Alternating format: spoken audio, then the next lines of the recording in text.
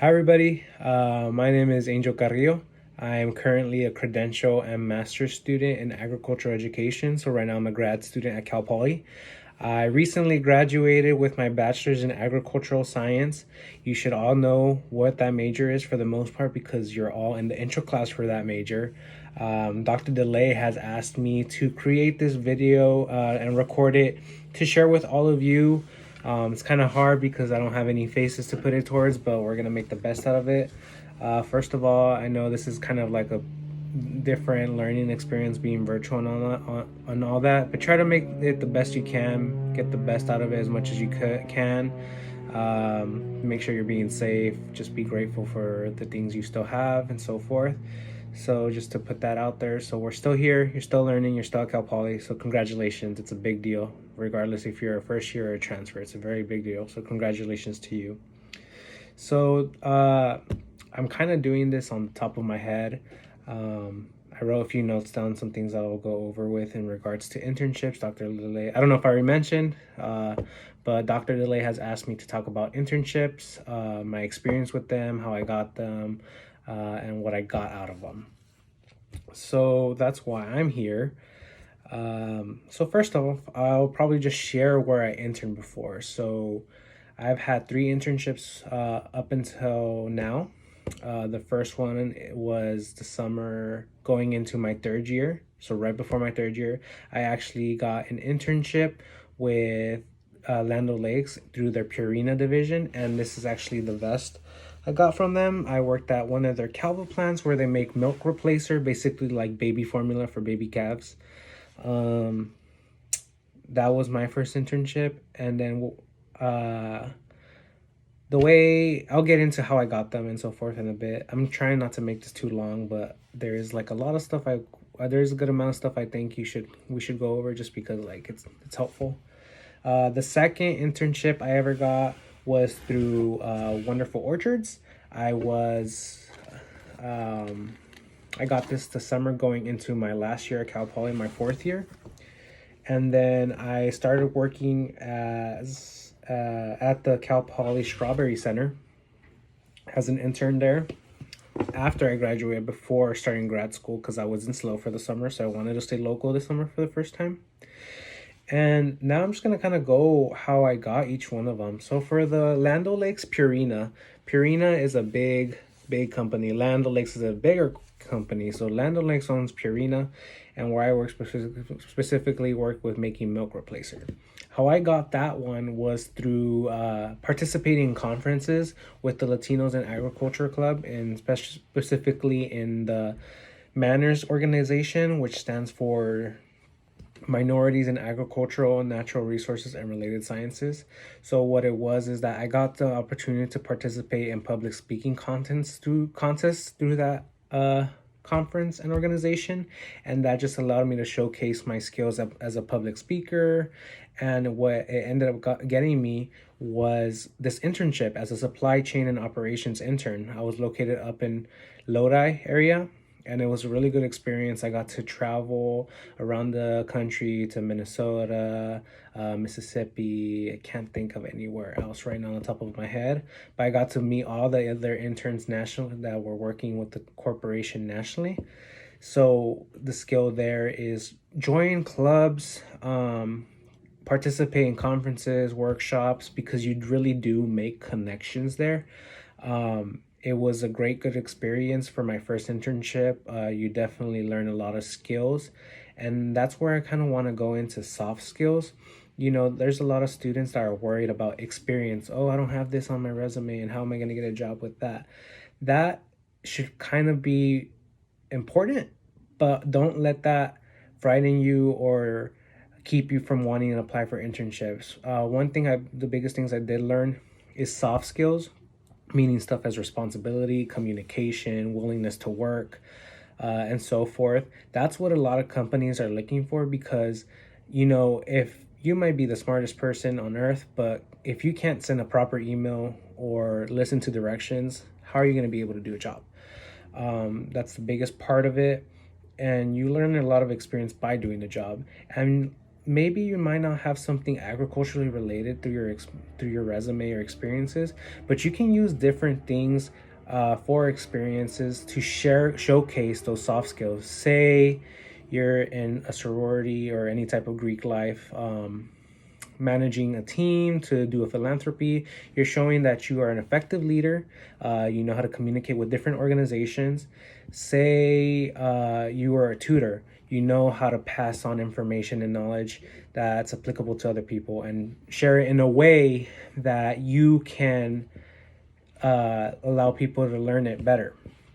So making sure you're keeping track of those soft skills is very important. Next one, I have each of my internships have the reason of why I wanted them for the most part. So the next one being wonderful. I was a pest control and irrigation intern, so I worked really closely with the PCAs and the irrigation managers there. I think I was covering 16,000 acres of almonds and pistachios.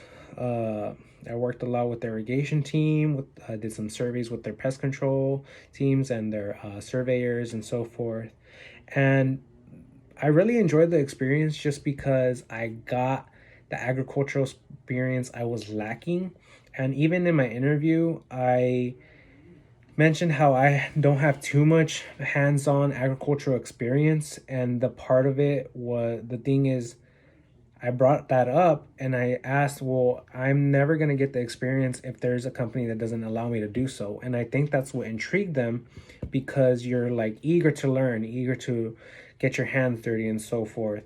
So that's the best. This was probably one of the biggest stepping stones, getting to know a new company and see that's involved with a lot with agriculture, especially in California, and understanding agricultural practices and so forth. So I think I learned a lot.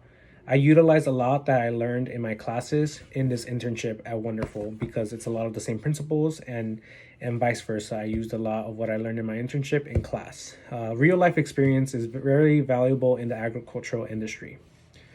Next is the Cal Poly Strawberry Center. So I am a pretty strong advocate for farm workers. You know, they're the backbone to our industry. They're the ones getting their hands dirty and getting the food to our plate, the clothes on our backs, and everything else. So part of this job, the biggest thing was doing farming labor. I knew it was gonna be tough, but like picking strawberries for 8 hours a day, which is probably like not even compared to commercially how they do it. I really learned a lot because you learn how to appreciate farm workers at a whole different level. If you appreciate them now, imagine when you start doing the work they do. Oh, you're gonna appreciate them way, way more. You're gonna think they like how I said they're the backbone to the industry. That's why I decided to do that, and I also wanted to stay local because I haven't spent a summer in SLO in the nice weather just because I've always been working every summer. So that's my experience. On campus units, jobs, they're very helpful. They're a big stepping stone. So I really am appreciative about the experience I got at the Strawberry Center. Those are my internship experiences. So hopefully so far you learned something out of it.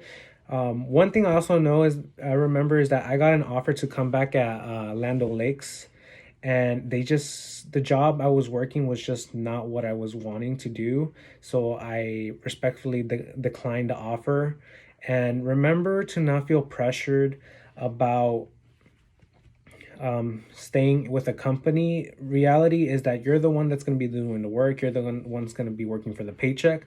So do something you enjoy and do something you'll learn from, especially internships, because internships are not meant, for the most part, the internships are meant for you to learn. They're to learn and get money on the side. So utilize that utilize that idea to try to learn. And if it doesn't fit you, find something else. And there's nothing wrong with declining an offer if you feel like that's what's best for you.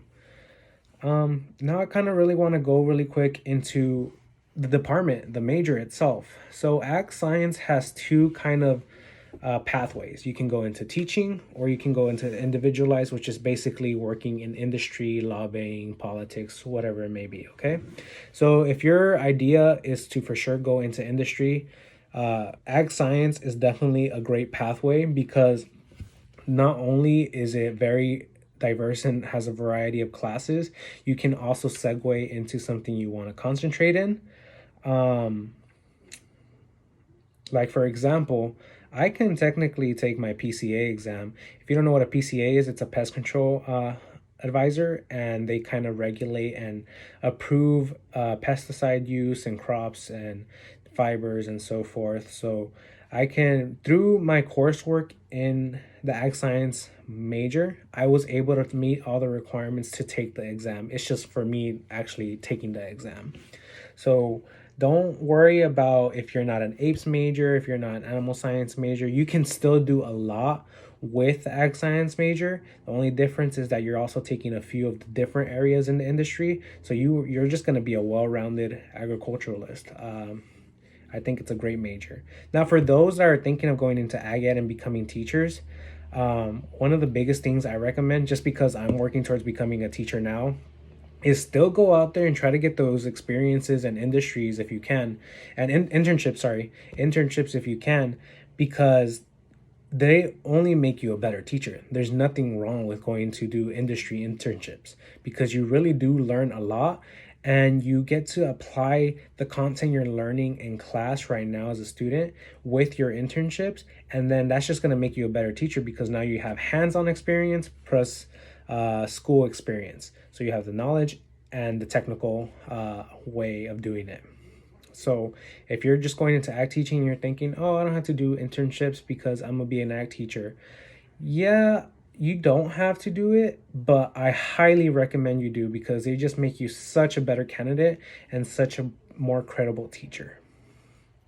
Um, I really, um, I really think I covered most of it. I know Dr. DeLay asked me to talk mostly about internships. I think I covered way more. Um, I kind of went into 12 minutes, sorry. But hopefully you learned something out of this. And if there's ever a point where Dr. DeLay would like somebody to come in and talk to you, she can reach out to me. Or if you have any questions for me, you can probably ask her and she can submit them to me and I can try to help you out, whatever it may be. But like I said, internships are a great opportunity, and when you're given opportunities, do your best to take them. Other than that, thank you, and good luck the rest of this academic year. I know it's looking tough, being virtual and all, but hang on tight. It's not always going to look like this, so stay strong and give it your all. Have a great rest of your day. Thanks.